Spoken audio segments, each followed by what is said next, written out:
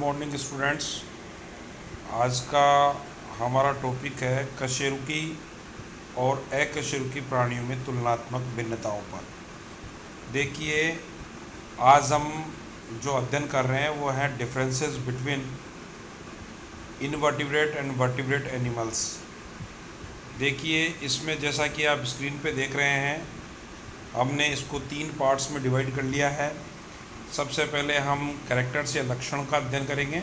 उसके बाद में पहले हम अकशेरुकी या जो है अपृष्ठ रज्जुकी जो जंतु है उनके बारे में, इनवर्टिब्रेट्स एनिमल्स के बारे में, और उसके बाद में हम कशेरुकी या वर्टिब्रेट्स या पृष्ठ रज्जुकी जंतुओं के बारे में देखेंगे। जैसा कि आप स्क्रीन पे देख रहे हैं, सबसे पहला लक्षण जो इनके अंदर भिन्नताओं का है वो है सममिति, सिमेट्री।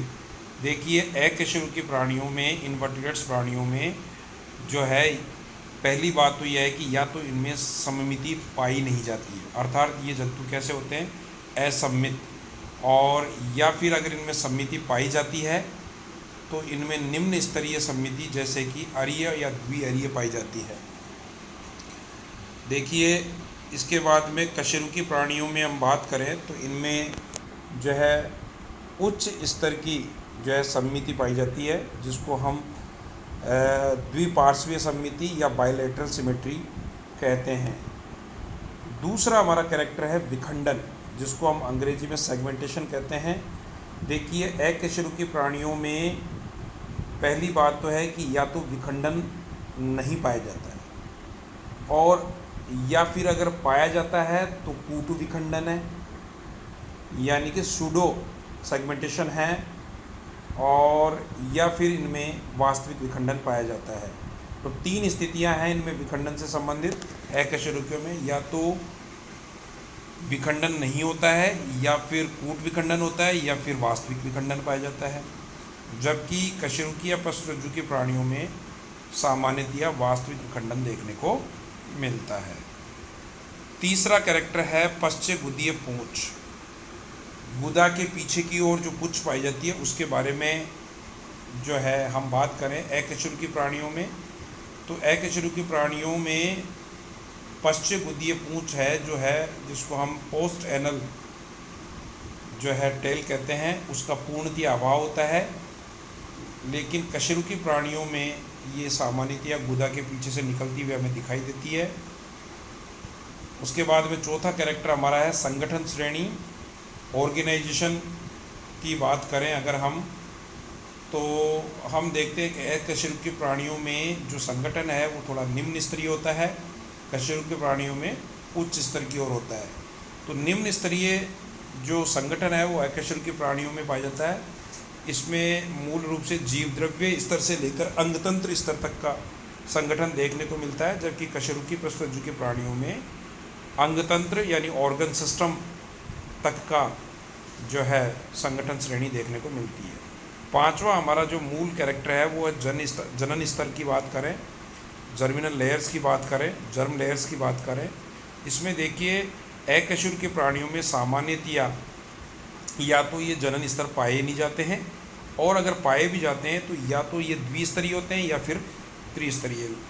जबकि कशेरुकी प्राणियों में जितने भी कशेरुकी प्राणी हैं उनमें समय में ये त्रिजन स्तरीय पाए जाते हैं, और त्रिजन स्तरीय के अंदर तीनों डर्म पाई जाती है, एक्टोड्रम, मीजोड्रम, एंडोड्रम। जबकि हम देख रहे हैं द्विस्तरीय जो है अकशेरुकी प्राणी, इसमें दोनों ड्रम, एक्टोड्रम और एंडोड्रम पाया जाता है, मीजोड्रम का अभाव होता है। और पांचवा कैरेक्टर के बाद में देखिए हम छठे कैरेक्टर की ओर चलें। इसमें छठा कैरेक्टर है देहगुहिका, जैसा कि आप स्क्रीन पे देख रहे हैं। देहगुहिका मतलब बॉडी सीलोम की बात करें तो इसमें जो है अकशेरुकी प्राणियों में या तो ये प्राणी अगुह्य होते हैं, जिसमें हम कहें कि संघ प्लेटियल मंथीज के जो प्राणी हैं वो अगुह्य होते हैं, एसिलोमेट प्राणी कहलाते हैं। इसके अलावा या फिर कूट गुह्य या स्यूडोसिलोमेट होते हैं, इसमें हमारा संघ निमेटोडा या एस्केलमेंथीज आता है। और उसके एस्केलमेंथीज वर्ग के बाद में जो एनेलिडा से लेके इकायोडर्मेटा तक के जो संघ के प्राणी हैं उनमें वास्तविक गुहिका पाई जाती है, और इनमें जो वास्तविक गुहिका का जो प्रकार होता है वो साइजोसिलोमेट प्रकार का होता है। जबकि कशेरुकी प्राणियों में जो है वास्तविक गुह्य प्राणी होते हैं, और ये वास्तविक जो गुहिका होती है ये एंट्रोसिलोम प्रकार की पाई जाती है। उसके बाद हमारा 7वां बिंदु जो है वो है अवयव व्युत्पत्ति। अवयव व्युत्पत्ति के अंदर देखिए अकशेरुकी प्राणी में एक ही खंड से इनकी उत्पत्ति होती है, जबकि कशेरुकी प्राणियों में अनेक खंडों से इनकी उत्पत्ति या व्युत्पत्ति होती है। 8वां हमारा टॉपिक है पृष्ठरज्जु, जिसको हम नोटोकोड कहते हैं। देखिए अकशेरुकी प्राणियों में पृष्ठरज्जु यानी नोटोकोड अथवा रीढ़ अस्थि का अभाव देखने को मिलता है, जबकि कशेरुकी प्राणियों के शरीर की किसी न किसी अवस्था में ये नोटोकोड उपस्थित होती है। ये नोटोकोड सामान्यतया अंगूठी के समान जो कशेरुकाएँ या वर्टिब्रीज होती हैं उनकी बनी होती है, और वयस्क अवस्था में इसको रीढ़ की अस्थि द्वारा जो है वर्टिब्रल कोलम द्वारा इसको विस्थापित कर दिया जाता है। 9वां हमारा महत्वपूर्ण जो कैरेक्टर या लक्षण है वो भोजन प्रणाली है। अकशेरुकी प्राणियों में भोजन प्रणाली मुख्य रूप से तंत्रिका रज्जु से ऊपर होती है, और कशेरुकी प्राणियों में भोजन प्रणाली तंत्रिका रज्जु के नीचे पाई जाती है। 10वां जो हमारा लक्षण है वो ग्रसनीय गिल छिद्र, फेरेंजियल गिल स्लिट्स के बारे में हम बात करें, गिल एपर्चर्स के बारे में बात करें, तो हम देखते हैं कि अकशेरुकी प्राणियों में इसका पूर्णतया अभाव होता है, जबकि कशेरुकी प्राणियों की जीवन की किसी न किसी अवस्था में फेरेंजियल गिल स्लिट्स या फेरेंजियल गिल एपर्चर विद्यमान होते हैं। अगला कैरेक्टर हमारा है गुदा या एनस। तो देखिए अकशेरुकी प्राणियों में अंतिम खंड पर या तो गुदा पाई जाती है या फिर गुदा का अभाव होता है, जबकि कशेरुकी प्राणियों में स्पष्ट रूप से गुदा पाया जाता है, एनस पाया जाता है, और ये एनस जो पाया जाता है हमेशा अंतिम खंड से पहले ही पाया जाता है। अगला हमारा मूलभूत जो कैरेक्टर है वो है रुधिर संचारी तंत्र, ब्लड सर्कुलेटरी सिस्टम के बारे में हम बात करें तो देखिए ब्लड सर्कुलेटरी सिस्टम जो है मूल रूप से अकशेरुकी प्राणियों में दोनों प्रकार का पाया जाता है, खुला और बंद प्रकार का पाया जाता है, जबकि हमारे कशेरुकी प्राणियों में बंद प्रकार का होता है और जो है ये अति विकसित होता है। खुला जो परिसंचरण तंत्र होता है इसमें जो रक्त है वो खुले अंगों के जो भूमिकाएँ होती है उनके बीच में खुले में बहता है, जबकि बंद में ये जो है सिराओं में और धमनियों के अंदर बंद रूप से बहता है। तो ये बंद प्रकार का जो परिसंचरण तंत्र है ये विकसित प्रकार का होता है, जबकि खुला परिसंचरण तंत्र अविकसित या अर्ध विकसित प्रकार का होता है। अगला हमारा कैरेक्टर है हार्ट या हृदय। देखिए अकशेरुकी प्राणियों में पृष्ठीय या पार्श्वीय पाया जाता है या फिर इस हार्ट का अभाव होता है, जबकि कशेरुकी प्राणियों में हार्ट जो है अधरीय या वेंट्रल साइड में पाया जाता है। अगला कैरेक्टर है हमारा पृष्ठ रुधिर वाहिनी। तो पृष्ठ रुधिर वाहिनी डोर्सल ब्लड वेसल्स। तो देखिए इसमें अकशेरुकी प्राणियों में रुधिर का बहाव आगे की ओर होता है, जबकि कशेरुकी प्राणियों में रुधिर का बहाव पीछे की ओर होता है। जो अगला हमारा जो 15वां कैरेक्टर है वो है यकृत निवाहिका तंत्र, हिपेटिक पोर्टल सिस्टम।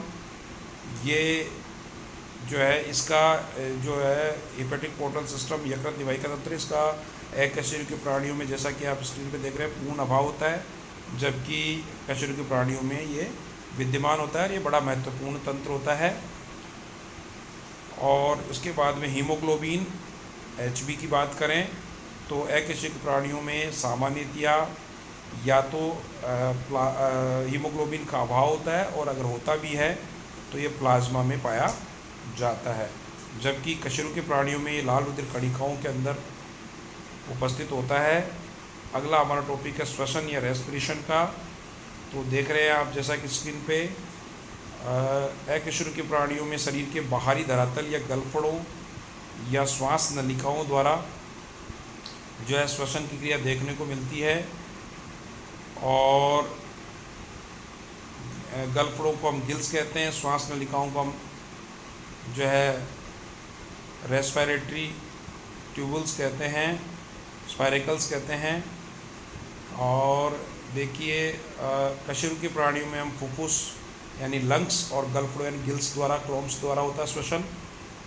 शरीर के बाहरी तल से कशेरुकी प्राणियों में श्वसन देखने को नहीं मिलता है, नहीं श्वास नलिका इनमें पाई जाती है।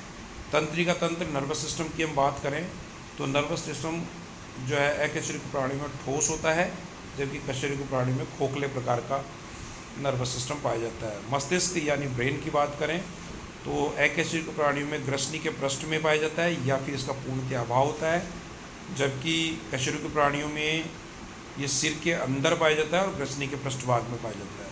तंत्रिका रज्जु जो है नर्व कोड की हम बात करें तो स्पाइनल कोड की बात करें तो देखिए प्राय नर्व कोड जो है अकशेरुकी प्राणी में प्राय गुच्छिकी है और गुच्छिकाओं के रूप में दोहरा और वेंट्रल प्रकार का होता है, अधरीय रूप में होता है, जबकि कशेरुकी प्राणी में ये अंगुच्छिकी है, मतलब अंगुली नुमा गुच्छक के रूप में होता है, इकहरा होता है और पृष्ठीय या डोर्सल होता है।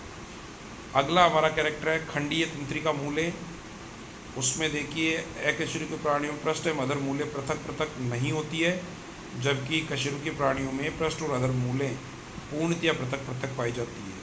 प्रजनन की बात करें रिप्रोडक्शन तो सामान्यतः अकशेरुकी प्राणियों में अधिकतर अलैंगिक प्रजनन देखने को मिलता है और केवल कुछ ही प्राणियों में लैंगिक प्रजनन देखने को मिलता है, जबकि कोर्डेट प्राणियों में या वर्टिब्रेट प्राणियों में कशेरुकी प्राणियों में अधिकतर लैंगिक प्रजनन देखने को मिलता है। और लैंगिक प्रजनन और अलैंगिक प्रजनन का जो है मूल अंतर जो है वो लैंगिक प्रजनन के अंदर दो घटनाएं देखने को मिलती है। एक तो जो है फॉर्मेशन ऑफ गैमेट्स युग्मकों का निर्माण और दूसरा है जो है युग्मक संलयन की क्रिया जो होती है, ये दोनों क्रिया अलैंगिक जनन में नहीं पाई जाती है।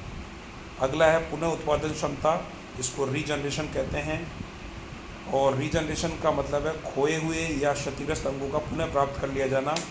ये क्षमता सामान्यतः निम्न स्तरीय जीवों में ज़्यादा होती है, उच्च स्तर की ओर बढ़ते बढ़ते ये जो है बहुत कम रह जाती है।